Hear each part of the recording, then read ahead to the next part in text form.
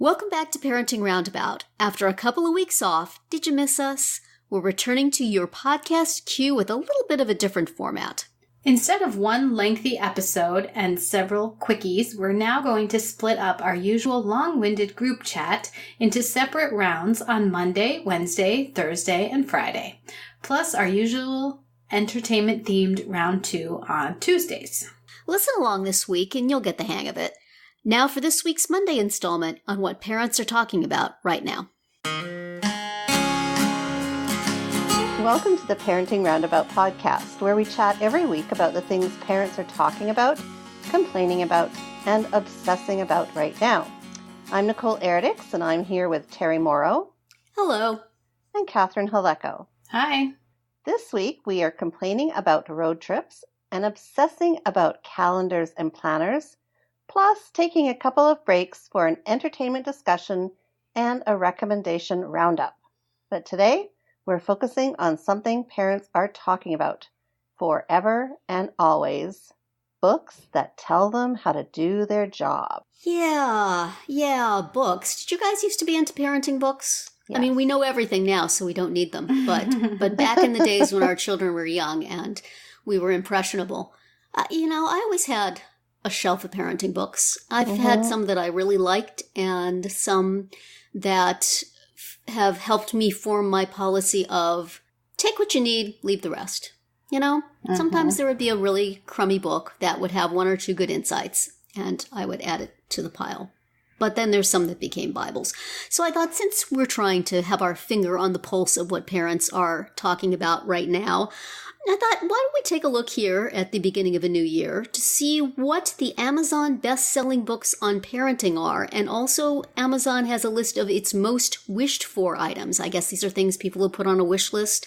And see if we're really with it about what parents are wanting to read right now, what authors are dishing out for parents to feel guilty about right now, to read right now, and whether any of these books look familiar to us at all. I have not picked up a parenting book, I think, since when I wrote for About.com, I used to do reviews of parenting books. So I read and read and read and read them. And then once that stopped, it was like, done. But I still have many sitting around unread. So it turns out these bestsellers in parenting update every hour. So when we looked at these lists and prepared ourselves early this morning, those books have changed.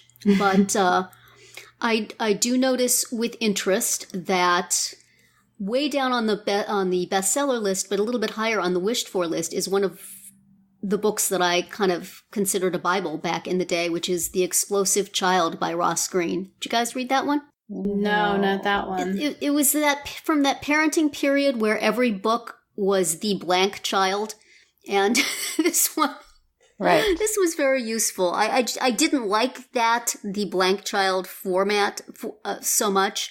But I liked that book. He had some really good tips for my son with fetal alcohol syndrome and just kind of managing kids who had trouble managing themselves. So that was excellent. And I see that's still there. I sadly do not see any books by you or me, Nicole. No, I know. I just checked. Well, that's not right. We need to find the list of best-selling books on education and parenting by people who have small podcasts. There. Where is that list? Would that narrow it down to us? Would we be at the top of that? I'm not sure. I bet there's other people with small podcasts who sell better than us. But darn. It's a very, considering that it's a weird form of categorization, right? Like the bestseller is, currently one near the top of the bestseller list is Girl Wash Your Face by Rachel Hollis, which is basically a self-help book, and maybe there's some parenting in there, but not necessarily, that's not the focus. My theory on why that's at the top of the parenting list is the parents see that and think, oh, I can give this to my daughter whose face I think needs to be washed, but she doesn't want to hear it from me, so I'll give her a book. See here, honey? Someone else Other people need to wash their face. But then there's also like Michelle Obama's memoir, which that's not a parenting book. She is a parent, but that doesn't make that a parenting book. There's a novel. I noticed that. Aragon Yes. like this is some weird stuff. So Is this just, did they ask you, are you a parent when you buy things? And Right. then they've just put them on the parenting list? But there's also, there's a potty training book that is now and forever. Parents will be going, how do I do this? yeah, this is I don't get it. Yes, that'll never end. That will always be in vogue. Yes. Although I feel like an entire book on the topic of potty training is possibly overkill. Like, Yeah. I mean, Yeah. I don't know. It's a book that you can hide in your room and say, I'm reading how to do I'm it. busy. Leave mommy alone right now. And of course, there's that old standby, what to expect when you're expecting, Yes. and every other book after that. Yep. The one the thing that made me the most mad about that one was when it told me that eating an entire bagel was way too much. Oh, really? Yes. For the kid or for you? For me, No. when you're pregnant, it was like, too much carbs or some dumb thing. Oh my goodness. Wow. I didn't read Well, that part. That right there. I skipped that section. Discredited. Yes, exactly. You need to go onto Amazon and leave them a 1-star review over that. Right. Yeah, sure. Lots of good information, but what's this business about not being able to eat a whole bagel? Right. Thumbs down. Get it. Absolutely. That may have been in a previous edition because it's been a while. Well, it's interesting, though. The mom's looking a little bit more stylish and a Modern. little older, a little modern. They've upgraded their mom. Yes, have they? they have. They I think certainly that have. might actually be the daughter of the original author, Heidi Murkoff. Oh, really? Huh. Mm-hmm. It looks Oh, like interesting. her. I mean, it looks like the Yep. mother and that it could be the daughter. Huh.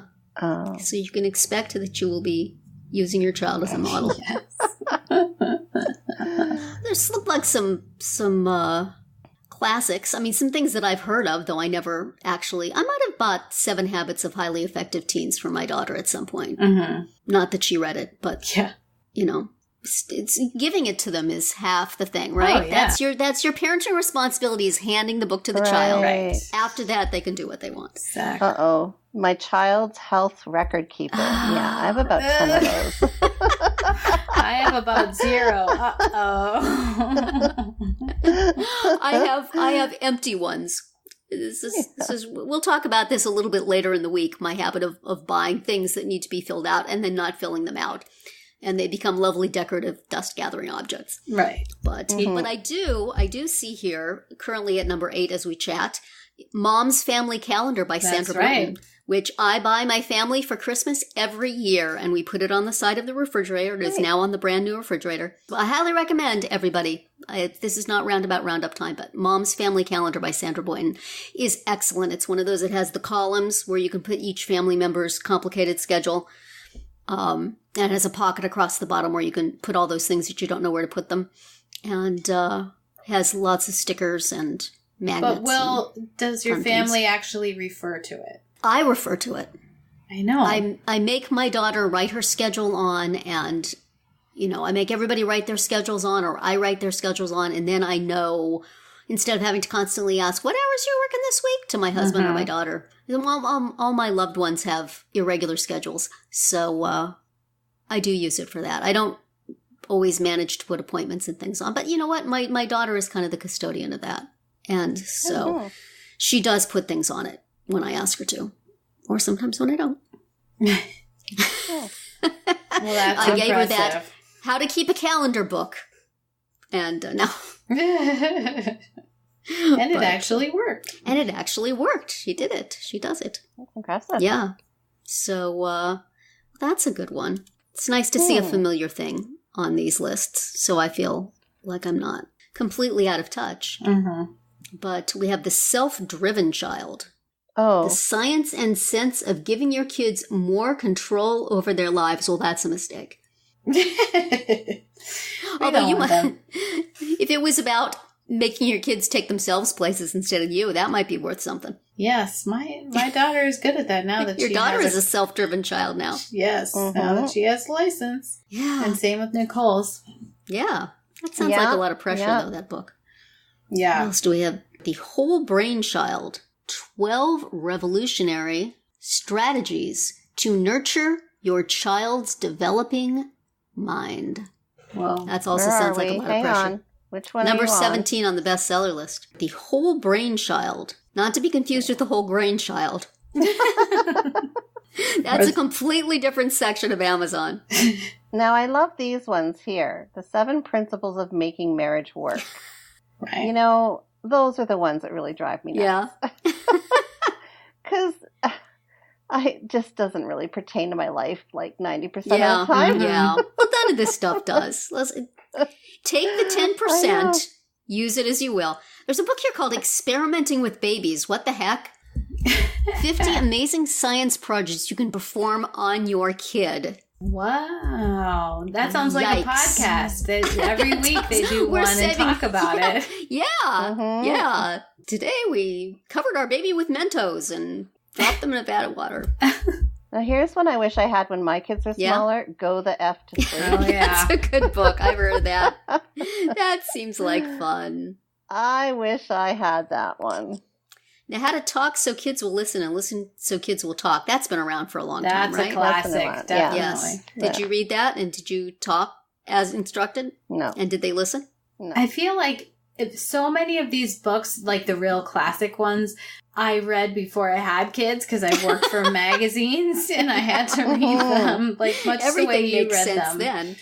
Terry, Yeah. for work purposes rather than for your own kids. So that when Right. by the time I actually had my own children, I was like, yeah, I've already read all that stuff. I'll just wing it from here. Yeah, and so many of the parenting books I read were special needs specific. Right. So, of course, they're not here, sadly. Well, I mean, I guess it's a good thing, but there must be a list somewhere of, well, they broke it down into early childhood parenting boys, parenting girls, school-age children, single parents, and teenagers, but not special needs. Because there's a lot of good books that I recommend on those scores, but they ain't here. Which I think we have discussed. Yes, we have. On The the explosive child is there holding the place for all of the other ones, all of the blank childs that have to do with special needs of one sort or another. Mm-hmm. There's a new strong-willed child. Oh. Is the child new, or it must be a new edition of the strong-willed child? Or are they Now, new and strong-willed in improved, new even and stronger. different ways? Well, I think we need to just keep looking for that list of very specific inclusion and I do too. special education parenting books written by people with very small podcasts with Such almost as no audience. Terry Morrow and Nicole Yes, Erdick. exactly. We need the subset that are just by those two authors. Hey, y'all, go and buy our books in large numbers and we'll pop right to the top. That's right. After this podcast comes out, we're going to see a spike. Yes. Okay, so that's it for today's round 1. Tune in tomorrow for our entertainment-themed round 2, and later in the week to find out what we're complaining about, obsessing about, and recommending right now. Find all of our podcasts at parentingroundabout.com and talk back in the comments there, on our Facebook page, or on Twitter, where you'll find us at Roundabout Chat.